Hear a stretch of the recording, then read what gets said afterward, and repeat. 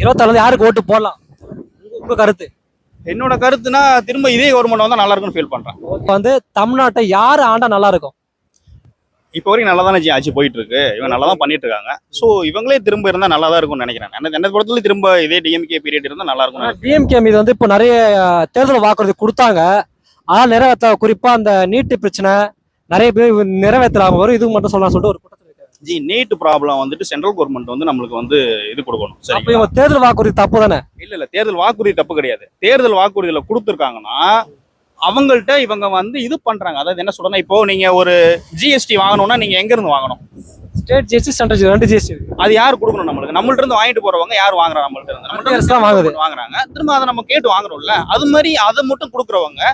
So இதுக்கான அதாவது அந்தந்த ஸ்டேட்டுக்குன்னு ஒரு தனி கலாச்சாரம் இருக்கு, சரிங்களா? இப்போ தமிழ்நாடு கலாச்சாரம், நம்ம கர்நாடகா, கேரளா எல்லாத்துக்கும் ஒரு கலாச்சாரம் இருக்கு ஜி.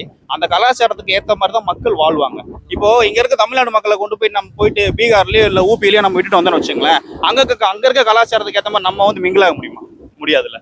ஸோ அந்தந்த ஸ்டேட்டுக்குன்னு ஒரு கலாச்சாரம் இருக்கு, அங்கங்க ஸ்டேட்டுக்குன்னு ஒரு ஸ்டடீஸ் இருக்கு. எல்லாமே ஒரு தனிப்பட்ட கருத்து தான். 24 யாருக்கு ஓட்டு போடலாம்? உங்க கருத்து? என்னோட கருத்துனா திரும்ப இதே கவர்மெண்ட் வந்தா நல்லா இருக்கும்னு ஃபீல் பண்றேன். நன்றி.